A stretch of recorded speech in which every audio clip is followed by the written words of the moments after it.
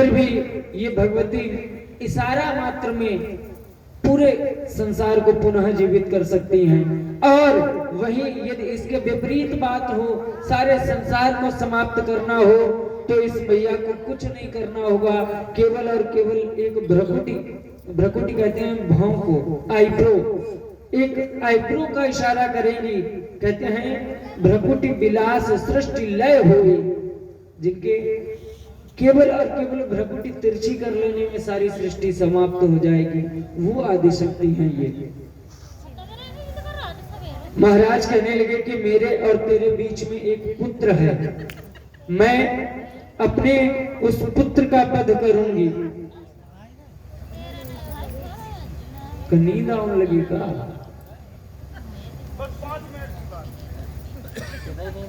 अम्मा नींद आई रही का? कुछ तड़क भड़क सुनाओ तो नींद भागे। सिर्फ 5 मिनट की बात है। मैं आपसे पहले भी निवेदन कर चुका हूँ, आपसे ज्यादा जल्दी हमें गए। प्रेम से बोलिए दुर्गा मैया की जय। कहते हैं उस राजा ने तारा रानी से कहा कि रानी तेरे मेरे बीच में एक पुत्र है, मैं उसका वध करूंगा। यदि इस तेरी मैया ने उस पुत्र को पुनः जीवित कर दिया तो मैं मान लूंगा तेरी माँ सच्ची है, तेरी भक्ति सच्ची है, तेरी पूजा सच्ची है।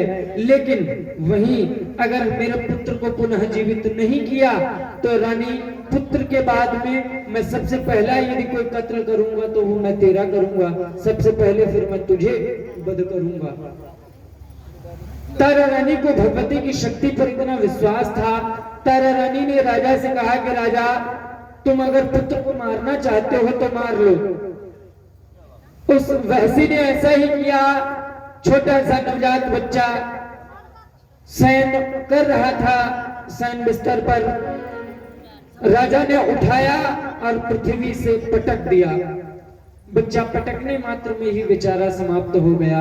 लेकिन उस बहसी का क्रोध अभी भी समाप्त नहीं हुआ। वही नंगी तलवार से अपने ही मरे हुए बच्चे के छोटे छोटे टुकड़े करने लगा। कहते हैं कि अपने ललन के टुकड़े टुकड़े राजा ने कर दिए, अपने जिगर के टुकड़े राजा ने कर दिए। छोटे छोटे टुकड़े करके, छोटे छोटे टुकड़े करके थाली में भर के रख दिए, अपने ललन के टुकड़े टुकड़े राजा ने कर दिए। बच्चे के टुकड़े टुकड़े कर दिए और तारा रानी से कहा कि रानी याद करो उस मैया को जो पार लगाए नैया को। तारा रानी ने मां भगवती की स्तुति की, विनती